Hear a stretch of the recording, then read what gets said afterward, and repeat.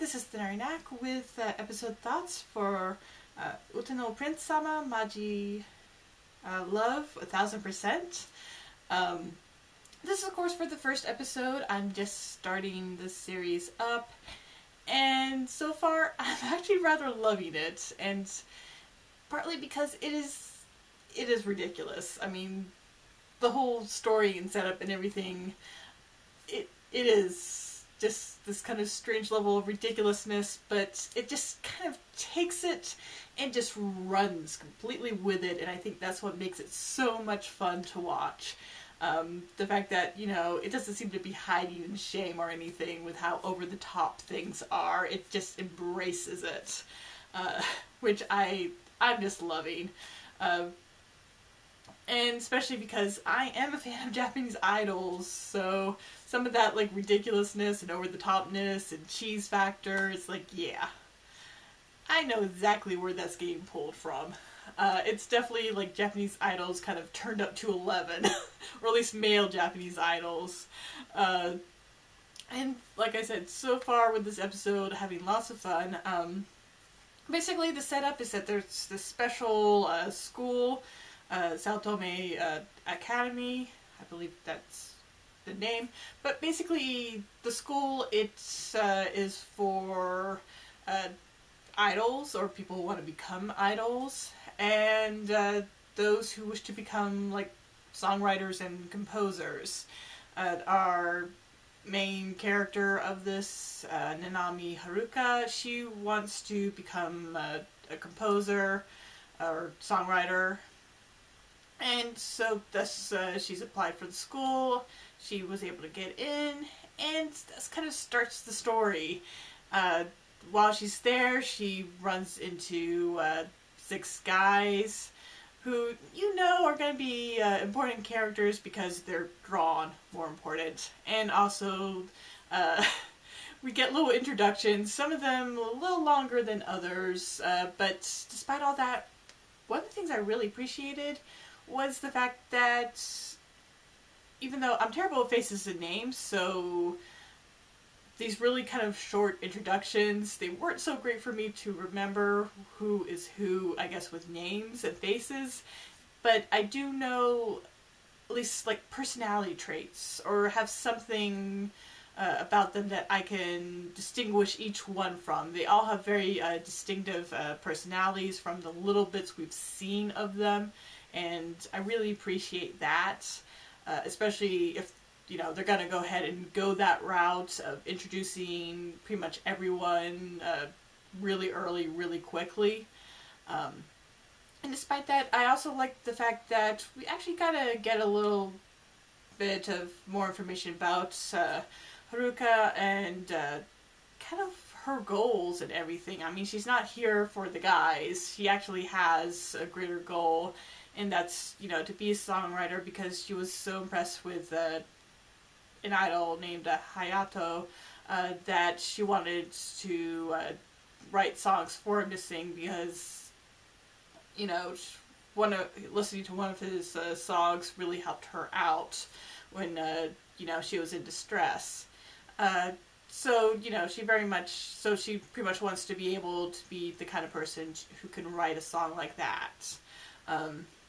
Which is nice because, you know, this is based off of a dating sim, and some dating sims don't really go very far in developing your, you know, heroine. Mainly because, you know, they're supposed to be the cipher. You're pretty much supposed to put yourself in their spot. So they're kept rather bland in general. But I think I actually kind of like Haruka, even though, you know, she's still pretty, I guess, bland. You know, there's not much to her, because overall she's just, like, really nice. Which is usually how most dating sim main characters are. But I do like the fact that she actually has, you know, her own dreams and stuff, at least. You know, at least has the bare minimum to make her likable. Maybe not, like, ever be the most favorite character of the series, because that's definitely designed for you to, you know, pick your favorite of the guys, but still likable enough. And also kind of helps set up some elements that will actually make the story a little bit more interesting, with the fact that Hayato,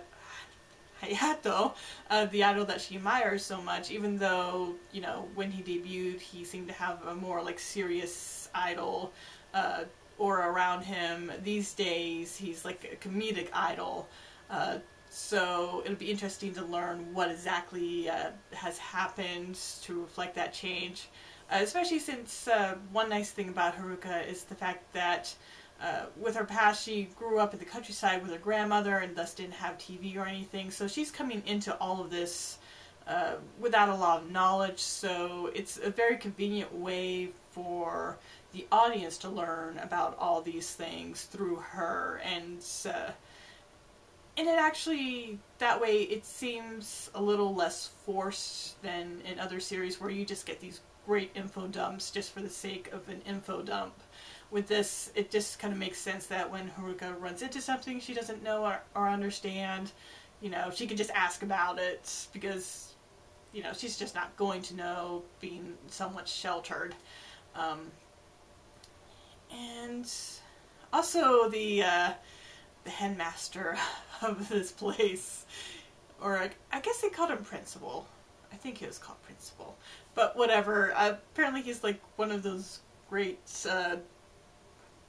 idols of the past, and he is just probably the most over the top and ridiculous thing of this entire series, and I kind of love him for that. Actually, all these side characters have this great, like, over-the-top flair to them that really, I guess, kind of all starts to develop a real charm with this series so far, from what I've been picking up. And, yeah, really looking forward to watching more of this. I mean, I don't think this is going to be, like, the greatest series ever, but it is a lot of fun so far. Even though I will mention that Haruka, for whatever reason, I don't know what is up with her design for her eyes, since they decided to go that her pupils were going to be green, which is such an odd look, and it's just her. All the other characters have black pupils, like, you know, people are supposed to have, but for whatever reason, hers are green. And it's not just any green, it's like a Mountain Dew color green, which is probably the most disturbing thing about it, because nothing from nature should ever look or be the same color as Mountain Dew. So that's a little creepy, but then again, I think if there's any series that can somehow use this color scheme, I guess, with Mountain Dew pupils, it's probably going to be this one. It somehow almost fits. It's still weird, though. But yeah, I think with that just about sums everything up, because this is just, you know, the big introduction episode, and everything else I'm gonna assume will run like almost all other dating sim adaptions, where we'll have an episode that focuses on, you know, each of the guys. They'll at least get like one episode of focus each, and that's about all I'm really expecting from the series, though I do hope that it keeps its level of ridiculous fun, because it is a blast. And so I think with that, I'll go ahead and wrap up. Thank you for watching. I hope you subscribe to my channel, leave a like or comment. Until next time. Bye!